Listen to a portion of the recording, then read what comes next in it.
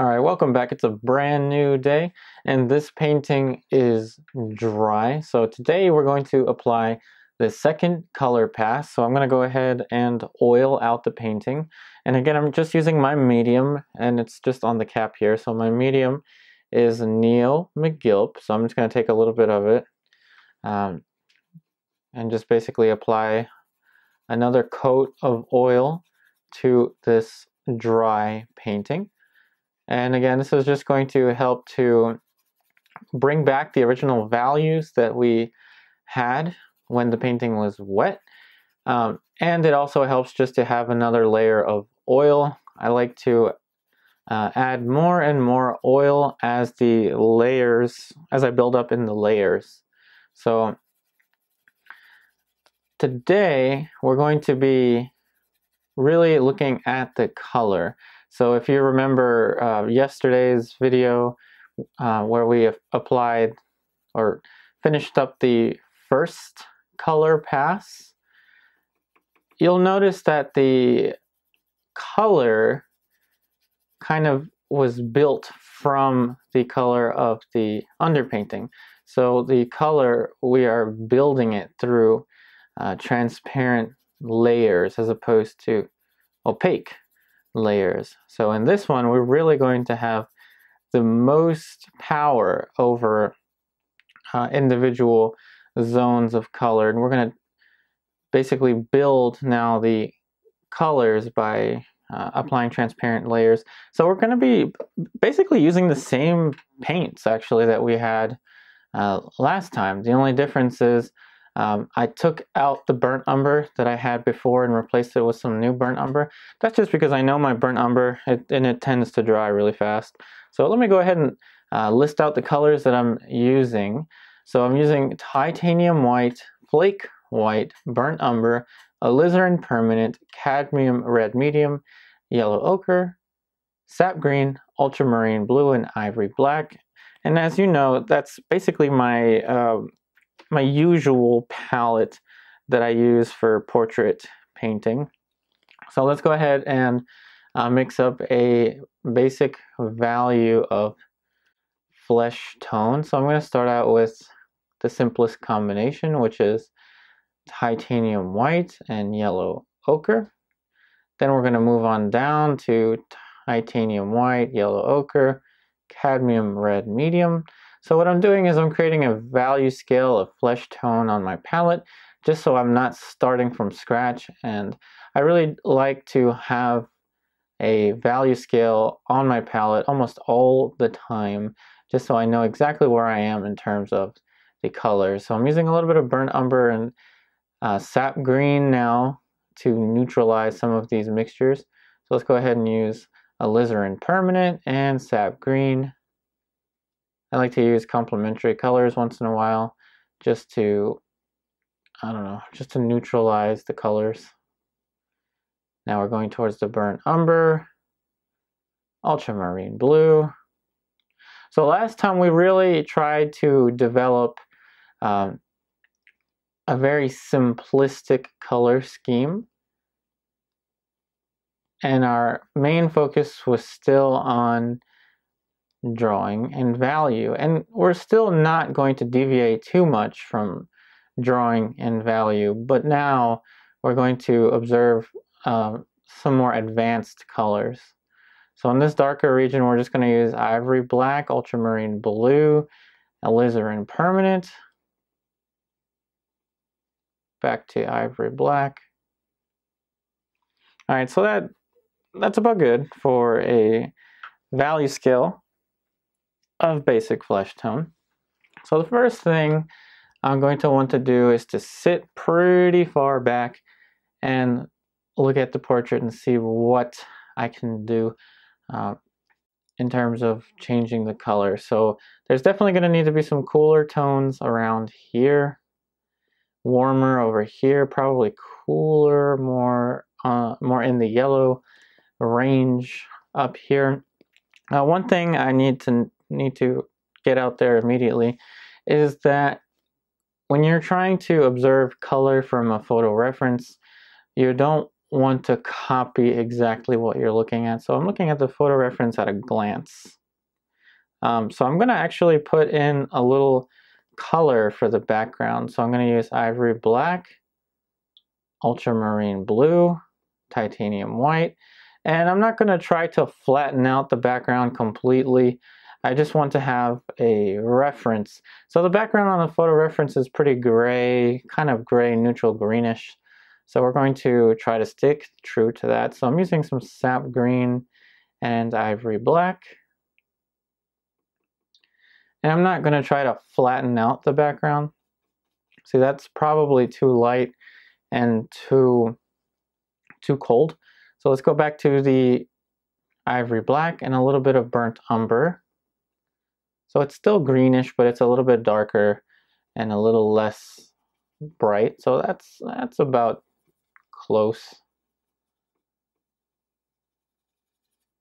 All right, so let's go ahead and put in a little shape very carefully.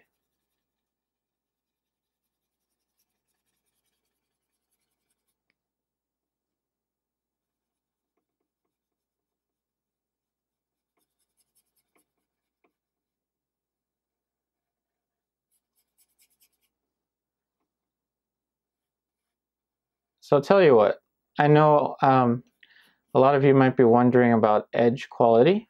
So right now, I'm going to sharpen this edge here. I'm going to let that edge be pretty sharp, this edge here, just to pull focus towards the eyes.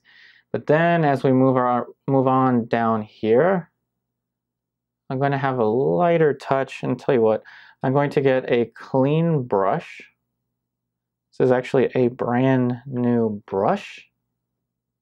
It's pretty rare that you see me actually have a new brush, but yep, this is a brand new brush. So I'm going to see that.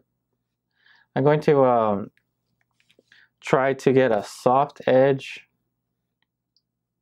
through kind of softening the paint. So I'm kind of letting it mix into this little area that we had before. So this is just one way to get a really soft edge without actually having to mix anything right away. But we'll go into some color mixtures for that area. So I'm starting to notice that the chin, this might be, I don't know, might need to angle a little, I don't know, angle a little more like that. Now, we edit out the hair, this little piece of hair, so I'm just going to keep it away. So let's just fill this shape in now.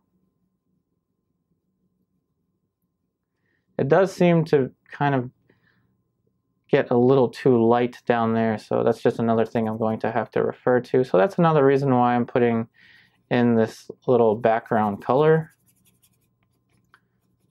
to kind of give me a point of reference now for color. So just a little shape like that, that's enough to juxtapose these flesh tones from that dark background. So let's go ahead and address that value concern first. So right down here, this is actually going to get darker.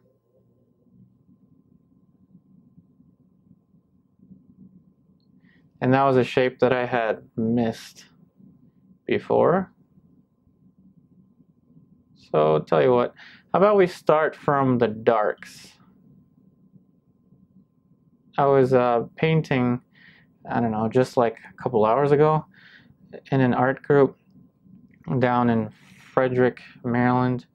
And a buddy of mine, whom I like to refer to as my mentor, Paul Wilson, he pointed out that in my one painting that I was working on, I didn't have the darkest dark as well established as I could have.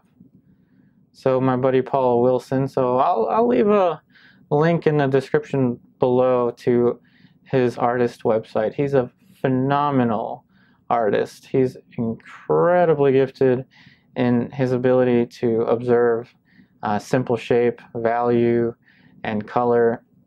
And he always would would tell me, this is why I call him my mentor, he knows so much. He would always tell me to work from the darks. The darks, always look at the darks. And I'm just telling myself, yes, I'm listening, thinking that I'm listening, right? And then I just don't even notice that my darkest dark in that painting wasn't as dark as it could be. So right now I'm just trying to get the darkest dark on my palette. So I'm using Alizarin permanent and ultramarine blue, and there's a little bit of ivory black in this, but I'm not using straight black even still. I almost never use it. I have ivory black on my palette just kind of as a neutral blue.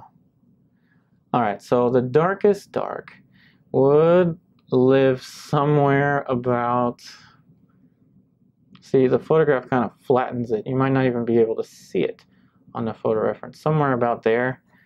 And see, I still can't even get it. So I'm going to use a little bit of alizarin permanent, a little more alizarin permanent, and the ivory black. Alizarin permanent, ivory black. Come on, dark. Alright, there we go. There we go. That's the dark that we need.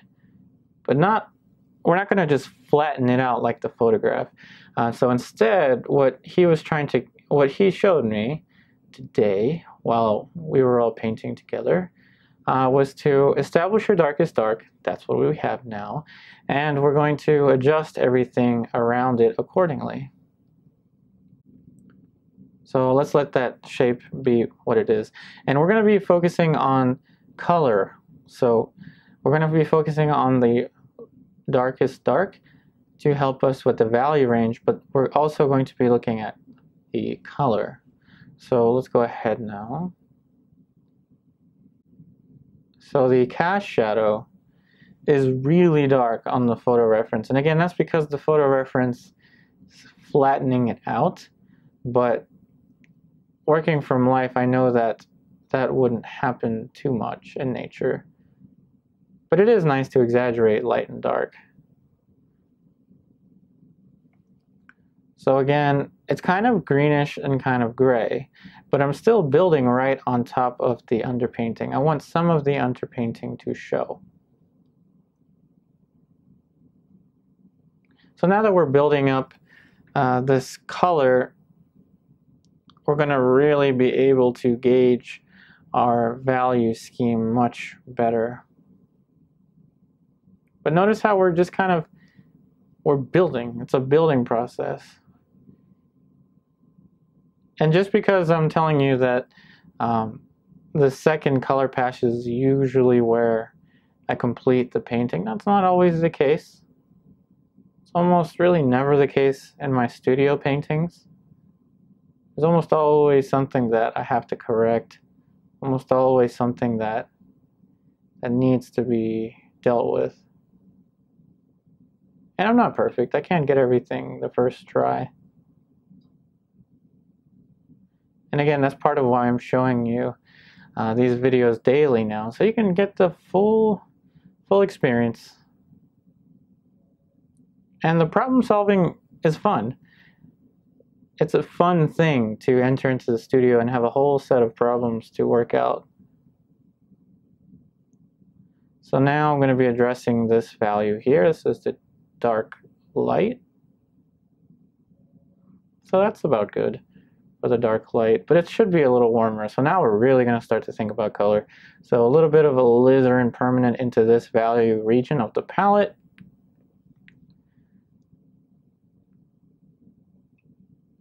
And that might be too cold. So let's go back to the cadmium red medium into a lighter region on the palette. Still pretty dark. So these are still the darker halftones. All right, try it again. It's getting closer, but still quite not as warm as I want it to be. So a little more cadmium red medium. And like I said last time, it wouldn't be fun if everything just worked perfectly first try every time, all the time. I'd get bored.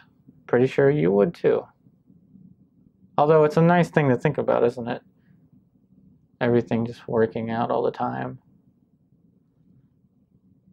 But like I usually say, a good story almost always has to have a good villain to overcome.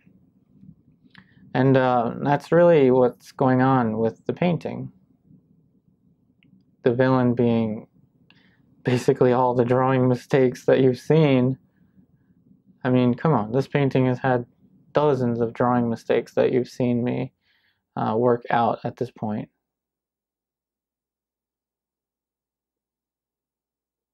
So it's a little warmer. I think that's working out. So let's consider for a second the reflected light. So remember, I told you all in the first color pass, I told you I would focus on the reflected light during the second color pass, and that's what we're going to do. So now it's going to be very useful to have this flat value underneath to build on top of. So really I have to think about the reflected light as a color change, not so much as a value change. So I'm going to stick to this region on the palette. Now what's going on is very difficult to discern on the photo reference in terms of the color. This is going to be a very tricky color. So I'm sticking to this value region on the palette, but I'm applying a warmer color. So we're going to try to let the value remain the same in this area, but we're going to change the hue. So this is what I would consider an advanced color decision, where you have mastered the value, but now you're starting to really understand the significance of how to actually use a hue change.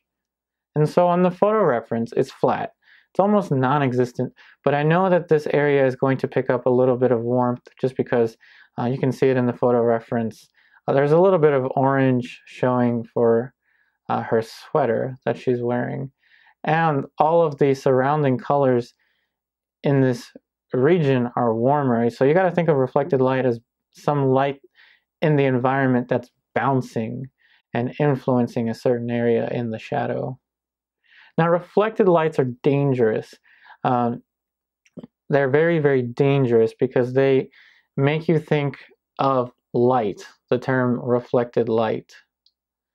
But in fact, I usually would suggest a hue change for a reflected light. Not always the case, though. Not always the case, however. For instance, on the corner of the neck here, this would be a value change. So this would actually be a little bit lighter. And that's because though this is in shadow, there's still going to be some ambient light in this area here. And then as we turn away, it's going to get darker. But the value, so that is the value relationship from here to here, will not change. Or at least I'll try not to change them.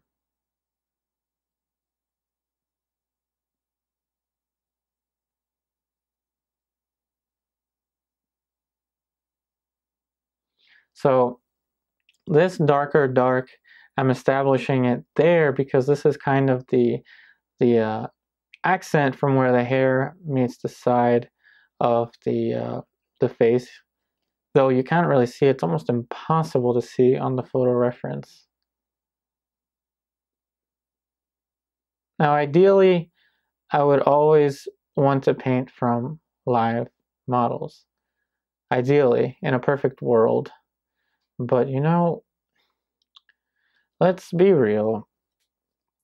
There are model fees and there are studio requirements needed to create these kinds of videos. So if I could, I would always have live models. And in the future, I'm pretty sure that that's going to be the case with the future of these videos.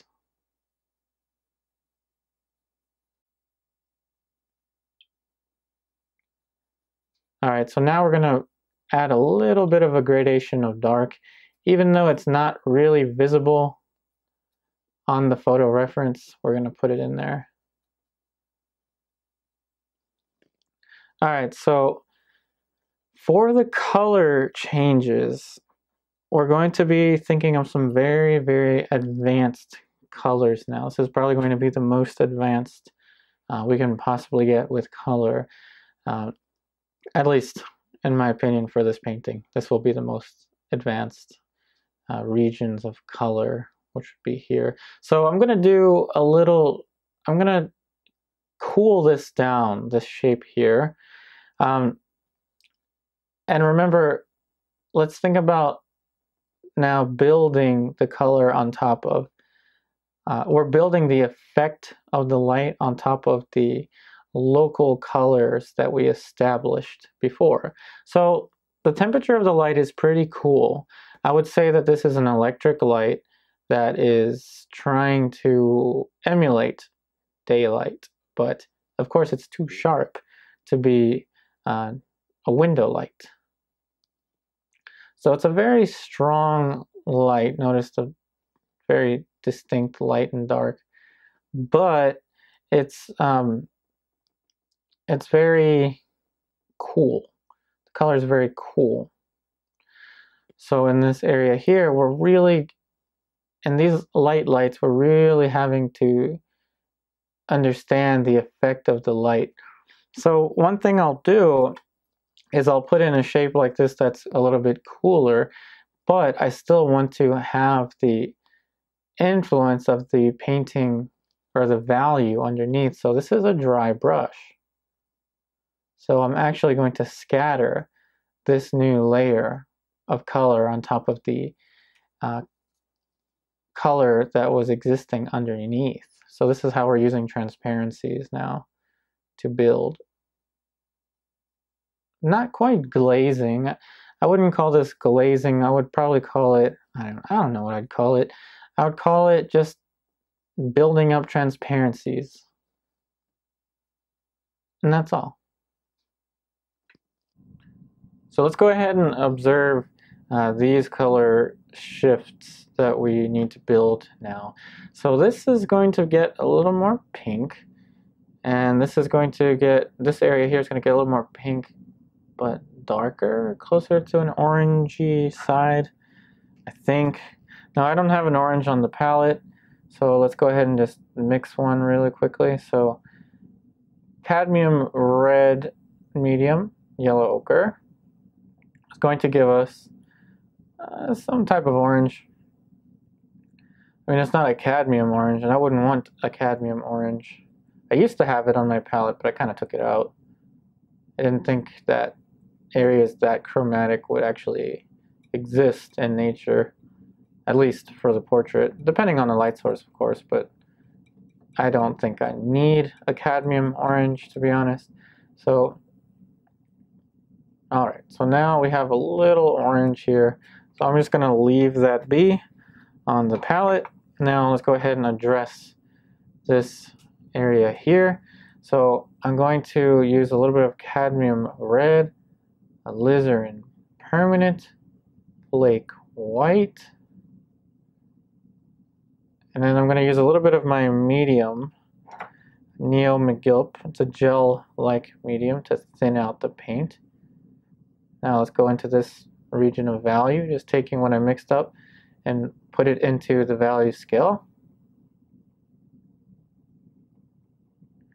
Now this is a very, very pink color, and so I stuck it right back into the value scale because I knew that it would neutralize it, and I also knew that it would help me address my areas of value.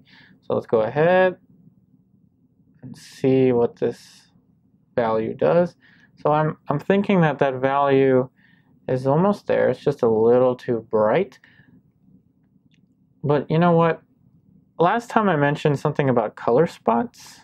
So an impressionistic way of looking at color is to look at color spots.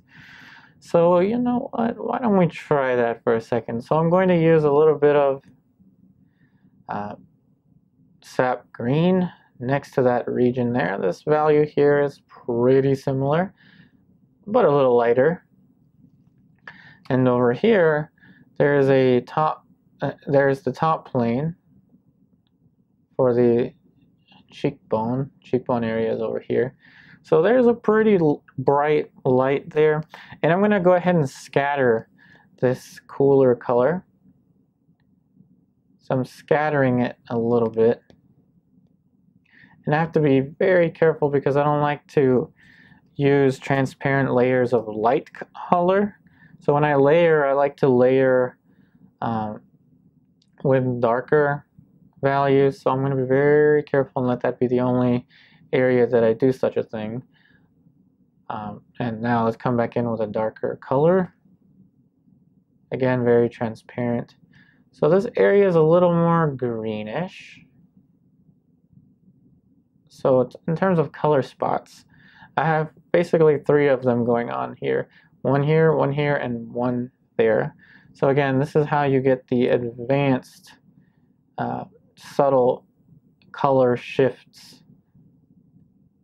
I don't claim to be an expert in color, but one thing I do know is that it does help to look at the colors in relation to one another. That's also why I put in that background color. So this is a little more pink.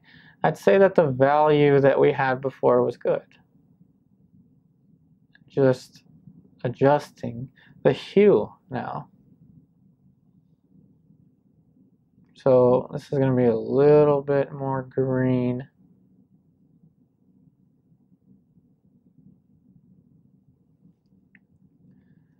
Now there's going to be a little bit of warmth. So let's go ahead and pick a little bit of the orange that we mixed up before, a tiny bit of the orange. See that? So we're letting some of the layer underneath show through, maintaining the value scale, the value arrangement we already had, but now we're tweaking the color changes. And this is why I said, why I usually say that color can always be adjusted in the subsequent layers. And you're seeing that happen right now.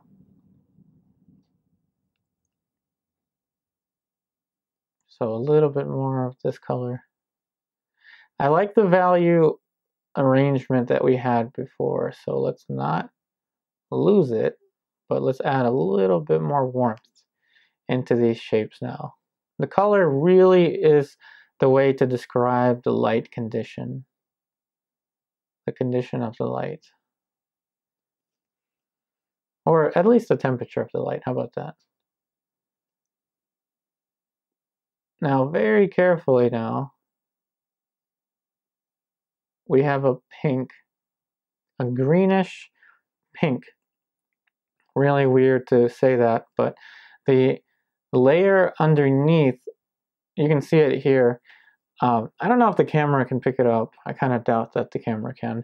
But optically, this goes closer to greenish than these orangey pinks. So by letting the layer underneath show, we're creating a much more intricate shape of color here than we could have done with simply using opaque colors, in my opinion. So the value is going to get a little darker as we move away from the light, but the hue is going to be less affected by the coolness of the light. So it's going, I would say it's going to get a little more gray. So let's mix these two. And let's use a little more ivory black. Now this is a little more gray, still fairly warm, but the saturation is less.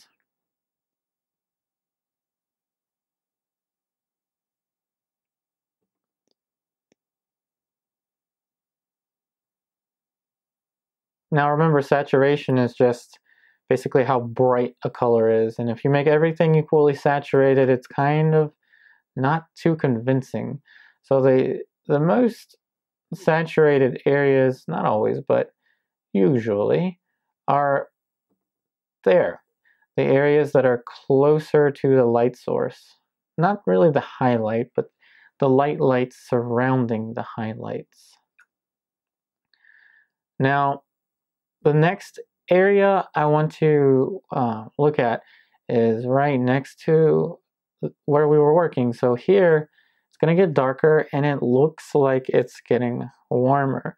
So value-wise, I'm not perfect. I could have made this darker before, but I didn't notice it. So now we're going to go ahead and do that. So we're using the darker region of the palette, the darker middle tones, and that's a little better. And it's going to get warmer as we move up in this direction, cooler as we approach the light. So these areas here, so the relative temperature here is going to be warmer. So this is how we juxtapose warm and cool colors, and you're going to see this happen in just a few seconds. So this is warmer, and it's darker. In contrast to that, and that is warmer and cooler, and it kind of works in the original value scheme that we had before. The only thing that I want to address is this edge. And we're using a color to address that edge, kind of stylizing in a little bit. In a little way, we're stylizing by adding a color shift there. So by combining these two puddles of color, we're also kind of desaturating this area. So I'm using flake white, and most of you know why I'm using flake white now, because it allows me to use more of it without raising the value too much, which also helps to build the body of the paint.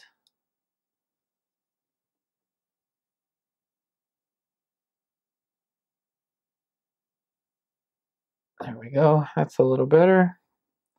I'm going to take a clean synthetic brush, just soften this little edge here, as opposed to using my fan brush automatically. I'm going to let this edge here near the eye be kind of softer in comparison to this sharper edge. Now I'm going to take this brush, take some of that background color that we had before, and sharpen the shapes right above it. This is soft, sharp, and sharp. So we're contrasting warm and cool colors, and we're also contrasting sharp and soft edges. A lot of stuff going on at once. Imagine how difficult this would be if it was alla prima now. Alla prima is a lot of fun, but it also introduces a juggling element. You're juggling a lot of stuff at once, and doesn't mean that I won't do alla prima. You'll probably see me do some alla primas once in a while. So again, this area here, I think it needs to get cooler. So a little bit of sap green, just a tiny bit into this area here. Nope, that value would have been too light. It's a little better.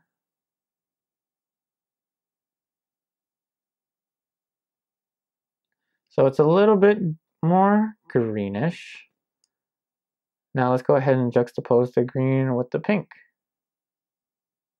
So again, color, you really have the most freedom with color than any other aspect, and than any other aspect of painting. Color gives you the most freedom, but it's also the reason I don't emphasize it as much, because color, I hope I don't offend anyone, but color in painting, especially portrait painting, is a little more subjective, whereas shape and value are a little more objective, in my opinion. Doesn't mean I'm telling you the absolute way things need to be, it's just how I perceive it.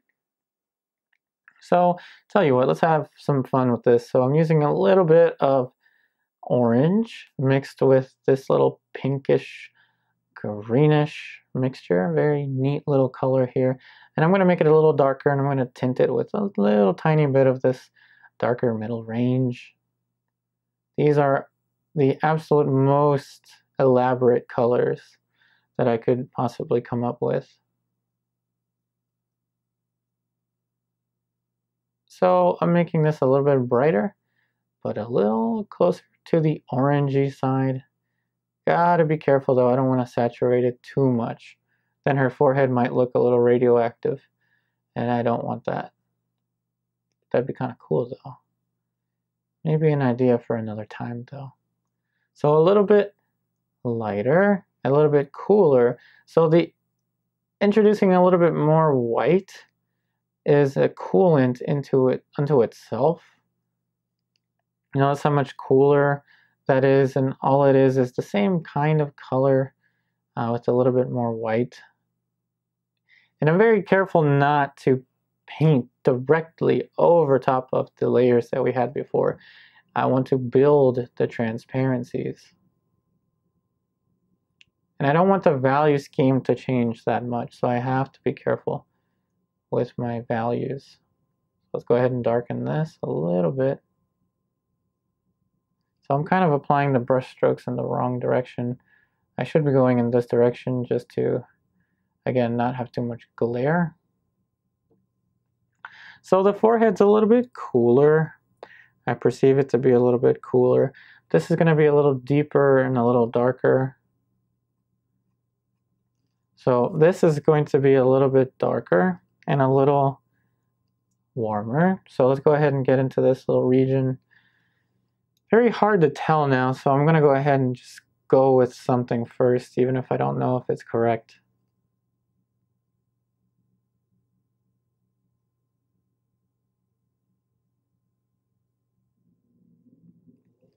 So that, I don't know, to be honest. I think that's a little too red, so let's go ahead and take some of this color. Now this really depends on the way that the photograph now looks on your screen, because as we start to become more elaborate with color, the way that the photo reference looks on your screen right now, whether you're using a TV screen, your smartphone, your iPad, or whatever you're using, at this point now, the settings that you have on your monitor are going to affect the way that the colors look. Now, nonetheless, I'm still trying to explain to you what is going on in terms of color. So this is going to get deeper, darker, and a little less saturated there.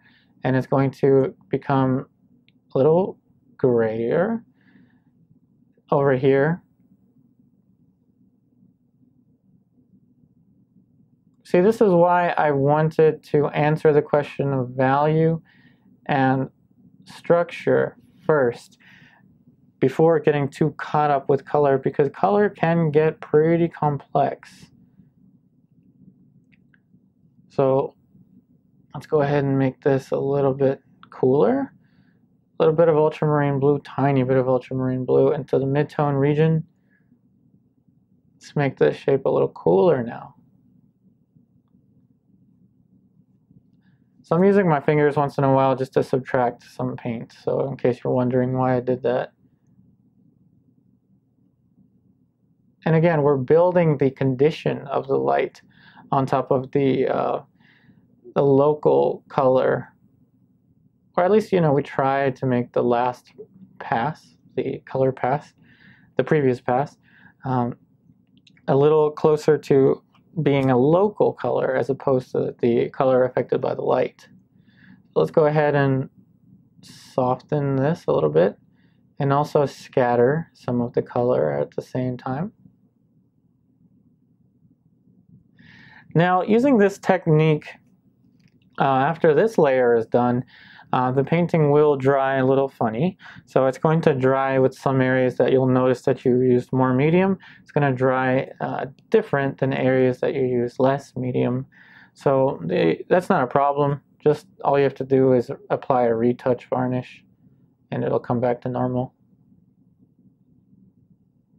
So in the middle tone region of the palette, we're adding a little more pink. Very carefully. Need to make it a little darker, so Alizarin permanent. now very semi-transparent. We're tinting this area warmer. It's a warm kind of lavender, I don't know, deep lavender-ish color. And it gets darker down here. Can get a little darker now than I had it before.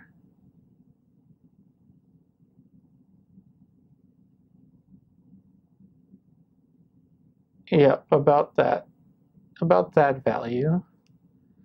It's a little more orangey. I described this area to appear a little more orangey. So let's take some of this orange.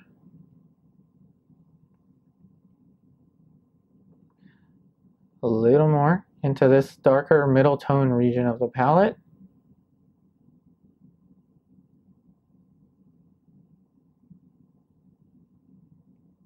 And again, I'm very cautious not to oversaturate, though it might happen. Trying not to oversaturate certain areas.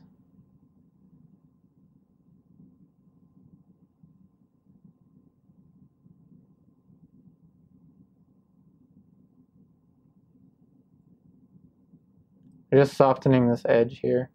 So what do you say we push this color shift now? I don't know what that is, but optically it looks like it's a little closer to a lavender, purple lavender. Obviously I'm not going to use purple on the face, but let's mix into this darker middle tone region of the palette that's a little bit darker than the half tone, and just work with this color right now. It did use a little bit of ultramarine blue and alizarin permanent, which should in theory give me purple, but mixing right on top of the colors that I had on the value scale should help to combat the purple-ish look.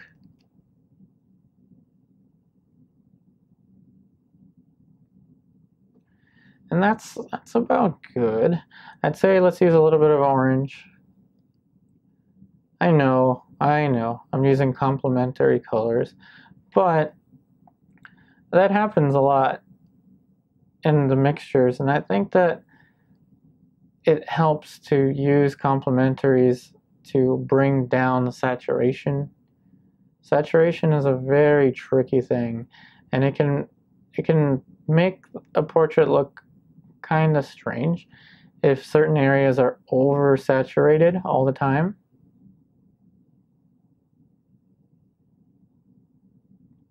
So it's a little orangey as we approach the highlight on the nose. Here we're on the side of the nasal bone.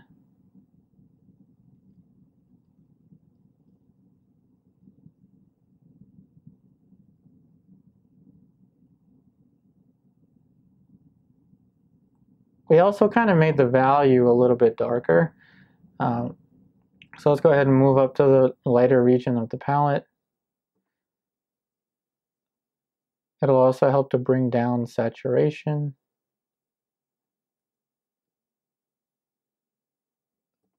Now you see how these colors are getting very complex.